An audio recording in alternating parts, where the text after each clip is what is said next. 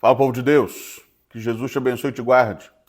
A gente está chegando hoje no capítulo 20 do Evangelho de Mateus, e nesse capítulo, Mateus tem um trecho que é exclusivo do seu evangelho. Os outros aparecem em outros evangelhos, aparecem com alguns detalhes, inclusive no Evangelho de Marcos. Então, me permita focar aqui no primeiro trecho desse capítulo 20, que é o trecho exclusivo de Mateus. Este trecho é a parábola chamada de parábola dos trabalhadores na vinha. Diz o texto que um certo homem combinou com alguns trabalhadores para que, desde cedo, trabalhassem em sua vinha. Estudiosos têm entendido que esses homens começaram o trabalho às 6 horas da manhã e iriam trabalhar até às 6 da tarde. Pois bem, o dono dessa vinha saiu a procurar mais trabalhadores e, por volta das 9 da manhã, contratou mais alguns. Por volta do meio-dia, contratou outros. Por volta das 5 da tarde, contratou mais alguns. Quando chegou o final do dia, na hora de acertar o salário, começou pagando os últimos, estes que contratou às 5 da tarde, e pagou-lhes o valor de um dia de serviço. Nisso, aqueles que foram contratados logo cedo pensaram consigo: vamos ganhar mais. Afinal, estes que trabalharam apenas 1 hora ganharam o valor de um dia. Quando chegou a vez deles, entretanto, ganharam exatamente o mesmo valor de um dia de serviço. E ficam incomodados com aquilo, ficam revoltados com aquilo. Como podem trabalhar mais e ganhar o mesmo tanto daqueles que trabalharam tão pouco? Entretanto, o combinado foi o pagamento de um dia de serviço. O senhor da vinha não descumpriu a regra, não descumpriu o pagamento. O ensino de Jesus diz no versículo 15: porventura não me é lícito fazer o que quero do que é meu? Ou são maus os teus olhos porque eu sou bom? Essa parábola está ensinando para nós sobre a graça de Deus. A parábola dos trabalhadores na vinha é um lembrete muito importante de que Deus é gracioso e age com a sua graça da maneira como lhe apraz, com quem ele quer, no momento em que ele quer. A parábola dos trabalhadores na vinha lembra-nos a dinâmica da salvação. O Deus que chama pessoas de todo jeito e a todo momento. O Deus que convoca pessoas para si, que chama pessoas para viverem a dinâmica do reino, para viverem a vida no reino, a qualquer hora. Há pessoas que foram convertidas à fé cedinho na vida. Há pessoas que experimentam a conversão no seu leito de morte. E a todos esses é garantida a mesma salvação.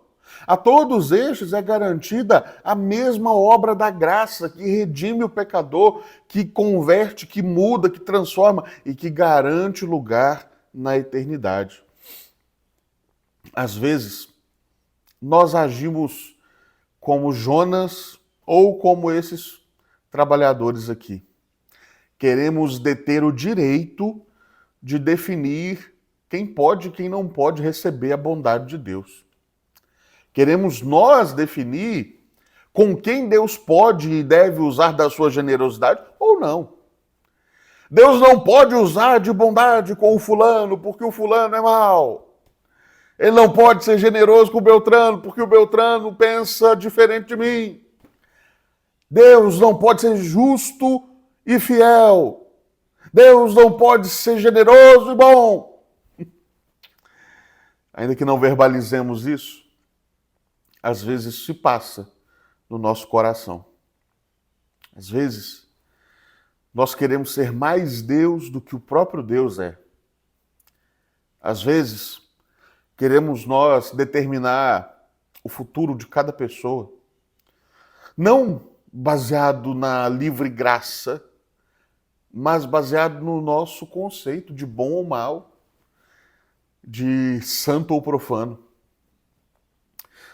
Jesus está lembrando a gente de que a graça de Deus é maior do que os nossos conceitos de mérito.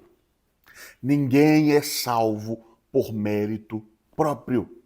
Ninguém é salvo por merecer salvação. Ninguém é salvo porque fez por onde alcançar a salvação. Ninguém é salvo porque se esforçou muito, fez 1 milhão de boas obras e então Deus falou, esse aqui não tem jeito, eu tenho que salvar.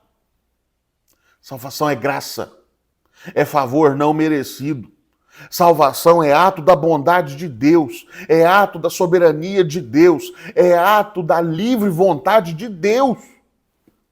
Não nos cabe decidir como Deus administra a salvação. Não nos cabe decidir como Deus gere a salvação. Deus é soberano e Ele sabe muito bem o que está fazendo. Deus é soberano e sabe muito bem como Ele pode tratar o coração do pecador. Deus é soberano e Ele sabe muito bem quem Ele quer salvar. Jesus nos relembra aqui que não depende do nosso esforço o fato de sermos muitos salvos ou poucos salvos. Não existem muitos salvos e poucos salvos. Existem salvos pela graça de Deus. Sejam eles aqueles que foram religiosos a vida inteira e nessa dinâmica da vida religiosa encontraram-se com Cristo e foram por Ele encontrados. Existem aqueles que viveram uma vida completamente torta, mas em um momento da vida, num estalo, a salvação os encontrou e foram salvos. Me permita apenas te relembrar de uma coisa. Não conte com a salvação no último segundo. Não conte com a salvação no último minuto. Se arrependa já. Se volte para Jesus agora. O convite dele é para que você já comece a trabalhar na vinha dele. É para que você já faça parte do reino dele. Ele já te chama. Não deixa para amanhã. Não deixa para depois. Porque pode ser que ele não queira chamar ninguém às 5 da tarde, como fez na parábola.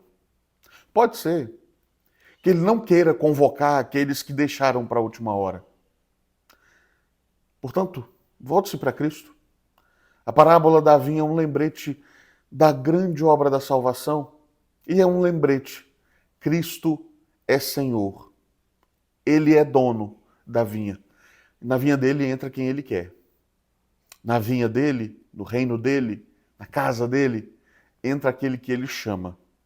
Que você ouça o chamado dele e confie na obra perfeita dele, em nome de Jesus.